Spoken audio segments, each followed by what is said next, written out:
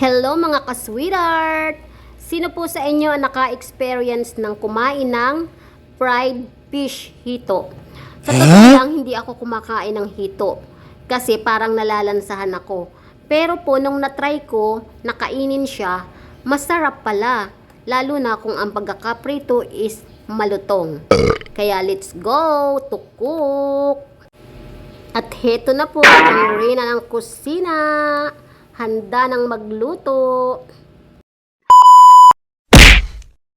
So, first, need po nating linising mabuti yung hito at itapat sa running water. Kasi, siguro naman po alam ninyo na ang hito is madulas.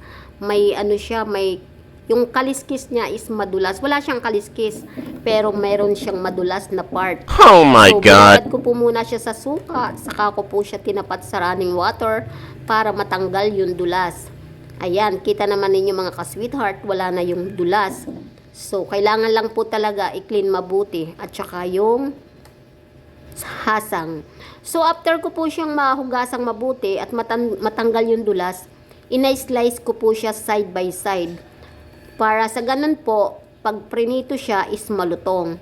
Tapos, hinati ko po siya sa dalawa kasi hindi naman kasya sa lutuan ko kung isang piraso lang ang ipapride ko. Masyado po siyang mahaba. So, na po siyang ma-slice side by side. And nahati ko na rin po siya sa dalawa. So, huhugasan ko po ulit siya kasi may mga dugo-dugo pa. And then, after po nun, papatuluin ko lang yung tubig niya para matimplahan na po siya ng mga ingredients, ng mga aromatic na ingredients para sa hito, pagpapride ng hito. Ayan na po, done na. So, lalagyan ko lang po siya ng salt, saka po pamintang durog, at saka kunting Ajinomoto. Ayun lang po yung pampalasa ko. Kailangan lang po. Medyo, masarap kasi sa hito yung medyo may kunting alat. Hindi naman yung sobrang alat. May kunting alat lang. Kasi matabang kasi tong isdang to eh. So, dapat may kunting alat para masarap kainin. So, ayan po. Imamarinate ko lang po siya ng mga 5 minutes bago ko po siya i-fried. So, ayan po. Natimplahan ko na po ang hito. So, kailangang balik-balik rin natin para yung lasa is mabalance. So, ayan po. Balik-balik rin lang para po mabalance yung pag-alat. So, ayan mga ka-sweetheart. Ililipat ko na po siya ng lagayan kasi ilalagay ko muna siya sa rep kasi 5 minutes ko muna siya bago ipapride para po kumagat yung lasa sa loob ng fish. Kasi di po ba matabang tong isdang to. So, ngayon mga ka-sweetheart, ilalagay ko na po siya sa rep. And then, after ko po siyang malagay sa rep, ayan po. Para po nga pala ang sikreto, para po hindi po kayo sabugan or putukan pag nagpiprito kasi mas matindi pa to sa bangus eh. Pag nito. So, lagyan po ninyo siya ng flour or harina.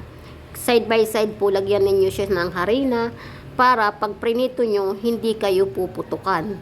So, ganyan lang po mga ka-sweetheart. Nalagyan ko na po siya side by side. So, ready to cook. So, ayan mga ka-sweetheart, ipiprito ko na. Pag po kasi nilagyan ninyo siya ng flour, hindi po talaga siya sumasabog. Kahit hindi ninyo siya lagyan ng cover, hindi siya sasabog, promise. So, ayan nga po. Kailangan ko lang siyang i-golden brown para malutong yung laman niya. Sarap po kasi sa hito is malutong yung laman. Ayan, dumidikit-dikit pa sa kawali. Ang hirap baliktarin. So, ayan mga ka-sweetheart. Done na po ang aking hito. Let's go to eat. Ang sarap, di ba? Nakikita nyo, malutong na siya. Tapos yung sausawan nyo mga ka-sweetheart, bawang na pinukpok, tapos may suka, tapos may sili. Tapos lagyan nyo ng konting asin at konting paminta yung suka. Thank you for watching mga ka-sweetheart.